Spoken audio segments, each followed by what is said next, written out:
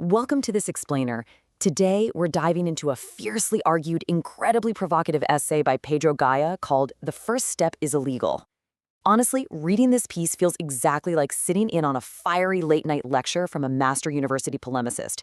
He's grabbing us by the collar, pulling us into the debate hall, and forcing us to confront a phrase that we've all heard so many times it's practically lost its meaning.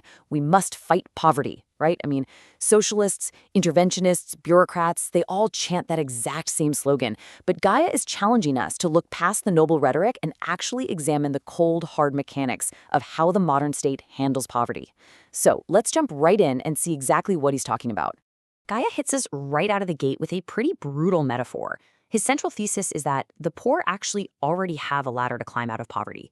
They've got ideas, they have skills, they have energy, but the state, often ironically acting in the name of social justice or consumer protection, essentially saws off the bottom rungs of that ladder through this just crushing weight of bureaucracy. We spend so much time arguing about how to provide subsidies, but Gaia argues we're completely ignoring the administrative war that's actively being waged against the everyday initiative of the poor. Section 1. The locked gate. To really get what Gaia is saying here, we have to totally reframe how we fundamentally understand poverty. It is not just a statistical line on some economist's chart. As Gaia writes, and this is absolutely crucial, poverty is not merely the absence of money. Poverty is also the absence of room. What he means is the room to move around, to try things, to fail, to sell, to just work. The true face of poverty, he argues, is a locked gate.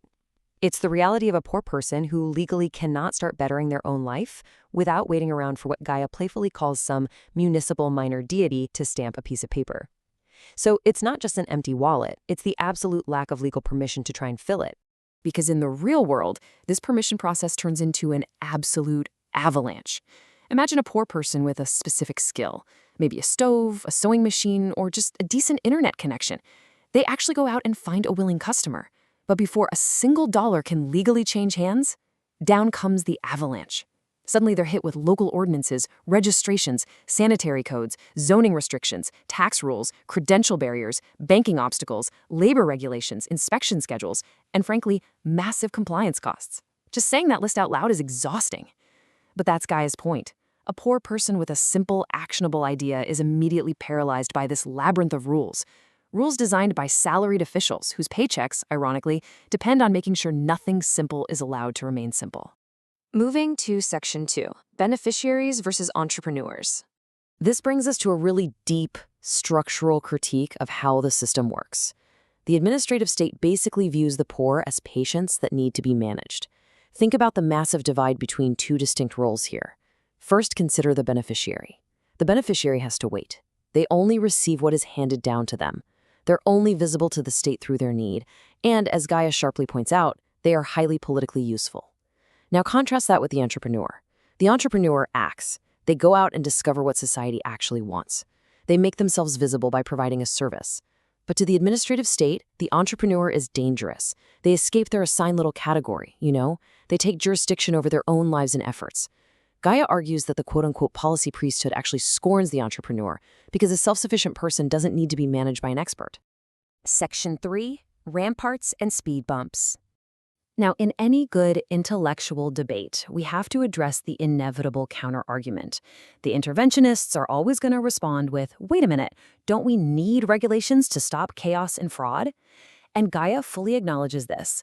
Basic standards against direct harm? Absolutely necessary. But the whole system corrupts when the prevention of harm silently morphs into the prevention of competition.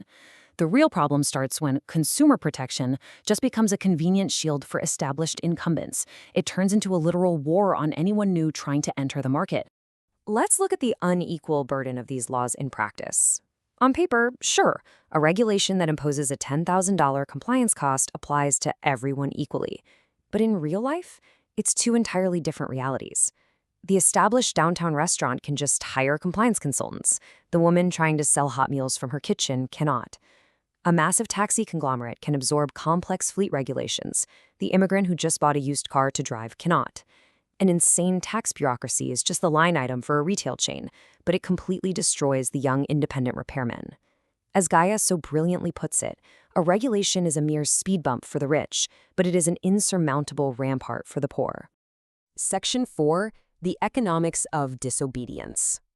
So what exactly happens when we demand that the poor behave like multinational corporations before they're even allowed to become small businesses? When we tell them they have to emerge from misery already wearing the full administrative armor of prosperity, well, we get the economics of disobedience. Policymakers love to look at the shadow economy, the informal market, and call it backwardness. But Gaia redefines this entirely. Informality is not some cultural defect. It is a massive structural vote of no confidence in a legal order that has completely betrayed the poor. When the state gets so bloated that it literally blots out the sun, and the law becomes mathematically impossible for a poor person to obey, disobedience isn't a crime anymore. It becomes a pure economic necessity just to survive. And this brings us to a really profound moral distinction in how a society treats its most vulnerable people. On one side, you have mercy, which is helping a fellow human being through a temporary crisis.